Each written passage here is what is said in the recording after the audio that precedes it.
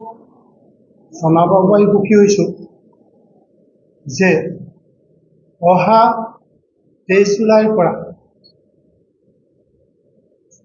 2026-ৰ 23 জুলাইৰ পৰা 2026-ৰ জুলাইৰ 27 তাৰিখলৈকে এখন মহামৃত্যুঞ্জয় যজ্ঞৰ আয়োজন কৰিছোঁ। এই যজ্ঞ বিশেষকৈ আমাৰ মহান উদ্দেশ্য হৈছে যে বিশ্ব শান্তি আৰু অপায় অমংগল দূৰ কৰাৰ কাৰণে এই যজ্ঞৰ আমি আয়োজন কৰিছোঁ। এই চেগতে এই সন্মিলনত উপস্থিত সমূহ আমাৰ এই সাংবাদিক বন্ধুসকলক মই নমস্কাৰ জনাইছোঁ। তেখেতসকলক আমি আন্তৰিকতাৰে ধন্যবাদ জনাইছোঁ। আৰু আগন্তুক এই যজ্ঞত আপোনালোকে আমাক সহায় সহযোগিতা আগবঢ়াব বুলি আশা কৰিলোঁ। এতিয়া এই যজ্ঞৰ আমাৰ মূল উদ্দেশ্য আপোনালোকে জানেই, এতিয়া গোটেই বিশ্বতে বিভিন্ন ধৰণৰ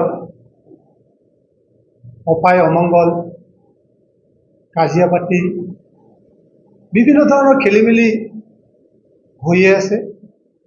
গতিকে আমি যিহেতু সনাতনী মানুহ, সনাতনী ধৰ্মক আমি অনুকৰণ কৰোঁ, গতিকে সেই উদ্দেশ্য হাতত ৰাখি এই যজ্ঞৰ জৰিয়তে বিশ্বৰ যি আমাৰ বৰ্তমান প্ৰাকৃতিক দুৰ্যোগ বা বিশ্ব শান্তি তাত অটুট ৰখাৰ কাৰণে আৰু আমাৰ জনসাধাৰণৰ যি বৰ্তমান এতিয়া দেখি আছে যে সঘনাই দুৰ্ঘটনা, অপমৃত্যু, হাই কাজিয়া, মাটিৰ কাৰণে বিভিন্ন ধৰণৰ কাজিয়া, সৰু সৰু কথাতে কাজিয়া বা বিভিন্ন ধৰণৰ মানুহৰ শত্ৰুতা, যাৰ বিনিময়ত হত্যাৰ নিচিনা ঘটনা চলি আছে।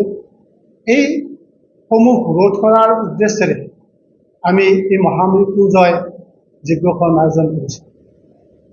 এই যজ্ঞৰ জৰিয়তে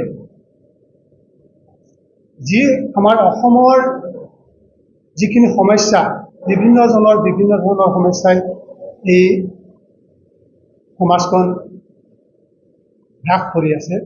বিশেষকৈ মই ক'লোৱে যে দুৰ্ঘটনা এটা এতিয়া আটাইতকৈ ডাঙৰ সমস্যা হৈ পৰিছে। সঘনাই দুৰ্ঘটনা হৈ থাকে, আকস্মিক দুৰ্ঘটনা, কিছুমান সৰু সৰু কথাতে মানুহৰ মনোমালিন্য হৈ আপোনাৰ ছুইচাইড কৰি দিয়ে। অৰ্থাৎ মানসিক যিটো ভাৰসাম্য এতিয়া হেৰাই পৰিছে।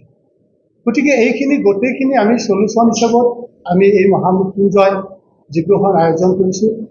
আৰু ইয়াৰ চলুচন হিচাপত আমি সুদূৰ বেনাৰসৰ পৰা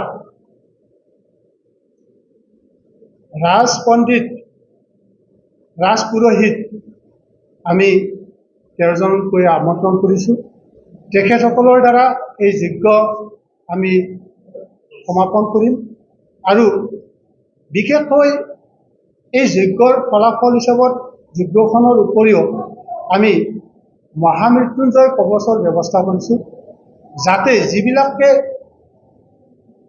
আপোনাৰ বিভিন্ন ধৰণৰ ধৰি লওক আপোনাৰ কিছুমান আপোনাৰ কেছ মোকৰ্দমাত জড়িত হৈ আছে, কিন্তু তাৰ ফলাফল পোৱা নাই, দুৰ্ভাগ্য ভুগি আছে, দুৰ্ঘটনাগ্ৰস্ত বাৰে বাৰে দুৰ্ঘটনা হৈ থাকে, কিছুমানৰ অচিনাক্ত ৰোগ হৈ আছে কিন্তু তাৰ এতিয়ালৈকে উপশম হোৱা নাই, বিভিন্ন দুৰাৰোগ্য ৰোগে আক্ৰান্ত হৈ আছে, পাৰিবাৰিক কণ্ডল, এই সকলোবোৰ সমস্যাৰ দূৰীকৰণৰ কাৰণে আমি মহামৃত্যুঞ্জয় কৱচৰ ব্যৱস্থা কৰিছোঁ। সকলে এই কৱচ গ্ৰহণ কৰিব পাৰিব।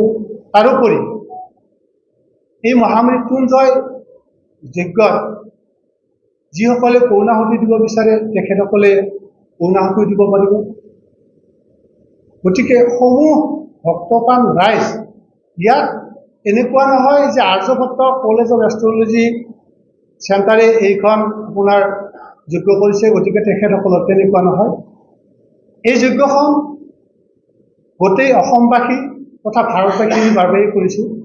গতিকে সকলো ভক্তপ্ৰাণ ৰাইজ এই যজ্ঞখনত আহিব পাৰিব আৰু তেখেতসকলে পূজা অৰ্চনা কৰিব পাৰিব। সময় আমি 23 তাৰিখৰ ৰাতিপুৱা 8 বজাৰ পৰা 12 বজালৈকে এটা ভাৱ হ'ব, 1 ঘণ্টা ৰেষ্ট হ'ব। তাৰপিছত আকৌ আমাৰ 2টাৰ পৰা 4টালৈকে আপোনাৰ আকৌ হোমযজ্ঞ আৰম্ভ হ'ব।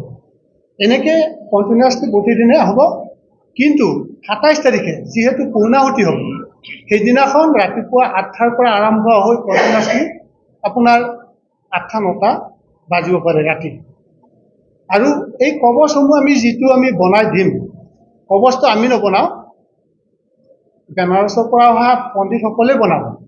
গতিকে পূৰ্ণাহুতি শেষ হোৱাৰ পিছত এই কবচসমূহ আমাৰ অস্থায়ী কাৰ্যালয়, এনে কিন্তু আমাৰ কলেজৰ কাৰ্যালয় হিচাপত নৱৰত্ন জেমছ এণ্ড ৰেষ্ট্ৰ চেণ্টাৰ, সেইটো 6 মাইলৰ জগন্নাথ মন্দিৰৰ অপজিটতে আছে। গতিকে তাৰ পৰাও সংগ্ৰহ কৰি ল'ব পাৰিব, বা যদি ৰাতি দেৰিকৈ থাকে তেখেতসকলে আমাৰ তাৰ পৰাও ল'ব পাৰিব, পূজাস্থলীৰ পৰাও ল'ব পাৰিব। গতিকে কবচসমূহ সম্পূৰ্ণ পাব, চিন্তা কৰিব নালাগে। যোনে কিন্তু এটা কথা, এই কবচসমূহ যোনে ল'ব বিচাৰে, আমাৰ কমিটিয়ে ফৰ্ম বনাইছে, তেখেতসকলৰ নাম গোত্ৰ এইখিনি দিব লাগিব আৰু তেখেতসকলৰ সমস্যাসমূহ দিব লাগিব। কাৰণ অকল কবচটো বনালে নহ'ব, কবচৰ প্ৰত্যেকৰে নিজা নিজা সমস্যা থাকে। কাৰোবাৰ দুৰ্ঘটনাৰ কাৰণে কৰিব, কাৰোবাৰ ৰোগৰ কাৰণে কৰিব। গতিকে সেই সমস্যাসমূহ লিখি দিলে আমাৰ কবচটো বনোৱাত বেছি সহজ হয়। এই যজ্ঞটো হ'ব নাৰেংগী স্থিত এই গণেশ মন্দিৰৰ তাত আমাৰ যজ্ঞটো হ'ব। নাৰেংগীৰ য'ত আছে নাৰেংগীৰ গণেশ মন্দিৰটোত আমাৰ এই যজ্ঞটো হ'ব। আৰু এই 5 দিন কণ্টিনিউৱাছলি হ'ব। ইয়াত 1,25,000 আহুতি হ'ব। পূৰ্ণাহুতিও 1,25,000 হ'ব। এইটো প্ৰথমবাৰ কৰিছোঁ আমি, কাৰণ এইটো এইকাৰণে কৰিছোঁ যে এতিয়া যিটো সমস্যা বৰ্তমান, সেই সমস্যাটোৰ কাৰণে হয়। গতিকে ইয়াৰ পিছত আমাৰ লগত আছে কৰিলোঁ আৰু সকলোৰে দীৰ্ঘায়ু হোৱাটো আমি বিচাৰোঁ। বিভিন্ন ধৰণৰ সমস্যাই আজিকালি যুগটো বেয়াৰ ফালে গতি কৰি আছে। সেইকাৰণে ধৰক বিভিন্ন আমাৰ সমস্যাবিলাকে দেখা দিছে, প্ৰাকৃতিক দুৰ্যোগে দেখা দিছে, মানুহৰ বেমাৰে দেখা দিছে, অচিন ৰোগৰ বিশেষকৈ উৎপন্ন বেছি হৈছে। অচিন ৰোগবিলাকে মানুহক কি কৰিছে, ধাৰাশাস্তি কৰি আছে। আৰু সেই অচিন ৰোগত মানুহবিলাকৰ অযথা টকা পইচা বহুত ব্যয় হৈ আছে, আৰ্থিকো মানুহবিলাকে সেইকাৰণে দুৰ্বল হৈ আছে। যিবিলাক মানে ধৰক কিছুমান বেমাৰ ধৰিব নোৱাৰি, সেই বেমাৰবিলাকৰো মৃত্যুঞ্জয় যজ্ঞ কৰিলে সেই বেমাৰবিলাক ধৰিব পাৰি আৰু বহুত পৰিমাণে বেমাৰৰ পৰা পৰিত্ৰাণ পোৱা যায়। সেইকাৰণে এই মহামৃত্যুঞ্জয় যজ্ঞখনত যদি আপোনালোকে যোগদান কৰে, বা আহুতিৰ হোমৰ যোনটো আহুতি ধোৱা, সেইটো যদি শৰীৰত যদি আপোনালোকৰ লাগে, তেতিয়াহ'লে বিভিন্ন ধৰণৰ বেমাৰ আজাৰবিলাক দূৰ হ'ব। হয় হয় হয় হয় হয় হয় হয়। আমি তাৰমানে যিহেতু আমি এইটো ধৰক ৰাইজৰ কাৰণে কৰিছোঁ, ৰাইজৰ সহায় মানে আমি ধৰক তেওঁলোকক কবচ এটা দিম। কবচটোৰ দাম হৈছে 7,700 টকা।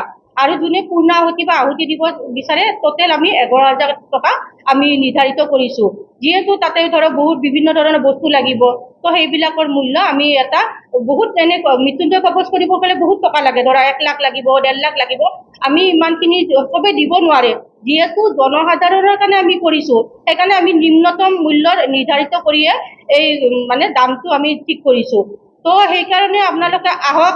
আমি এইটো প্ৰথমবাৰৰ কাৰণে আমি জনাব পাৰি সুখী হৈছোঁ যে আমি বহুত সাহস আহিছোঁ। এইটো আগতে হোৱা নাছিলে। আমাৰ অসমৰ এইবাৰ ফাৰ্ষ্ট হৈছে। আমি আৰ্য ৰিচাৰ্চ চেণ্টাৰৰ ফালৰ পৰা কৰিছোঁ যে চবেই ইমান ইমান দামত কবচ বা কোনো পূজা পাঠ কৰিব নোৱাৰে। সেইকাৰণে এইটো উদ্দেশ্য হাতত লৈ আমি এই মানে মহামৃত্যুঞ্জয় যজ্ঞখনৰ কাৰণে আগবাঢ়ি আহিছোঁ। আমাৰ লগতে দেশৰ মংগল হওক, সকলোৰে ৰজাৰ মংগল হওক, প্ৰজাৰৰ মংগল হওক, সংবাদকৰ্মী, শিল্পী, সকলি চবৰে মংগলৰ কামনা কৰিহে আমি এইটো কৰিছোঁ। কাৰণ আমাৰ বহুত মূল্যৱান সম্পদ নোহোৱা হৈ গৈ আছে। আৰু এটা প্ৰশ্ন আছে, এই যে আপোনালোকে বানাৰসৰ পৰা যে আচাৰ্যসকল আহিব, হয়। আমাৰ অসমত তেনেকুৱা আচাৰ্য নাই নেকি যিসকলে এইটো মহামৃত্যুঞ্জয়? আছে, কিন্তু ধৰক আমাৰ এতিয়া বিচাৰিব ধৰক ইমান সময় নাই যে মানে মন্ত্ৰ এবাৰ ভুল হ'লে কিন্তু মন্ত্ৰখিনি বৰবাদ হৈ যাব। মানুহৰ মানে শৰীৰ স্বাস্থ্য যি উদ্দেশ্য মহান উদ্দেশ্যলৈ গৈছোঁ সেইখিনি মানে সেই হৈ যাব। তেখেতসকলে অনবৰত মৃত্যুঞ্জয় কৰিয়ে থাকে। সেইকাৰণে আমি চিলেক্টেড মানুহ কৰিছোঁ। ভৱিষ্যতলৈ যদি আমাৰ অসমৰ পৰা কোনোবা আগ্ৰহী আগবাঢ়ি আহি আমাক কয় যে আমাৰ দ্বাৰা পৰা আমি কৰিম, আমি প্ৰথমবাৰ কাৰণে আমি মানে ৰাস্তাত বিচাৰি পোৱা নাছিলোঁ কাক মাতি কাক নাপাতোঁ। পিছত বানাৰসত যিহেতু আমি গৈ থাকোঁ বা পুৰোহিতবিলাকৰ লগত আমাৰ মানে সম্পৰ্কটো ভাল আছে, তেখেতসকলৰ প্ৰতি আমাৰ বিশ্বাস আছে যে তেখেতসকলে পূজাখন একদম শুদ্ধভাৱে কৰিব। যিহেতু আমি এটা শুদ্ধ মন লৈ কৰিছোঁ, দেশৰ উন্নতিৰ কাৰণে কৰিছোঁ, বিশেষ শৰীৰ স্বাস্থ্য ভালে থকাৰ কাৰণে কৰিছোঁ, সেই মন্ত্ৰটো কিন্তু ভুল হ'ব নোৱাৰে। সেই শুদ্ধ মন্ত্ৰ উচ্চাৰণৰ কাৰণে কিন্তু আমি পুৰোহিতক বেনাৰসৰ পৰা মাতিছোঁ। বেলেগ আমি মানে অসমৰ মাতিব পাৰিলোঁ হয়। নেক্সট টাইম আমি যেতিয়া কৰিম তেতিয়া ধৰক আমি সময় পাম। এইটো আমি মূলকৈ কৰিছোঁ যে কেনেকুৱা আমি মানে এইটো কৰি পেলাই কিমান উপকৃত হ'ম। নেক্সট টাইম আমি মানে চিলেক্টেড মানুহ লৈ পেলাই আমি অসমৰ পৰা কৰাৰ কাৰণে এইটো সিদ্ধান্ত গ্ৰহণ কৰি আছোঁ। আৰু ৰেজিষ্ট্ৰেশ্যনৰ কথাটো এবাৰ কৈ দিয়কচোন। ৰেজিষ্ট্ৰেশ্যনৰ আমাৰ ধৰক ৰেজিষ্ট্ৰেশ্যনৰ এনেকুৱা এটা ফিজ নাই, আমি কবচৰ লগতে একেলগে গোটেইখিনি হেৰি কৰিছোঁ। নহয়, সেইটো কোৱা নাই। যিসকলে কবচ বা আহুতি দিব বিচাৰিছে তেওঁলোকে কিমান দিন আগতে যোগাযোগ কৰিব লাগিব? 20 তাৰিখৰ আগতে আমাক চবখিনি দিব লাগিব, তেতিয়াহে আমি চিৰিয়েলি নাম চব কৰি পেলাই তাৰপিছত আমি এডিট কৰিব পাৰিম। 20 তাৰিখৰ আগত দিব লাগিব। 20 তাৰিখৰ আগত কিবা ফৰ্ম? 20 তাৰিখৰ আগতে দিব, ফৰ্ম দিম। তাৰ আগতে ফৰ্ম দিব পাৰিব। 20 তাৰিখে আমাৰ হাতত জমা দিব লাগিব। ফৰ্মখন ক'ত পাব? ফৰ্মখন আমাৰ হৈছে আমাৰ এইটো আছে আপোনাৰ গণেশ কি বুলি নাৰেংগী গণেশ মন্দিৰতো পাব, আৰু আমাৰ ইয়াতে নৱৰত্ন ৰাষ্ট্ৰীয় জেম চেণ্টাৰ আছে আপোনাৰ জয়ানগৰত জগন্নাথ মন্দিৰৰ অপজিটে একদম। তো তাতে যোগাযোগ কৰিলে পাব, আৰু আমাৰ বেনাৰৰ কণ্টেক্ট নম্বৰ দিয়া আছে, কণ্টেক্ট কৰিলে তাতেও মানে দিয়াৰ ব্যৱস্থাটো আমি কৰি দিব পাৰিম। ঠিক আছে। ঠিক আছে।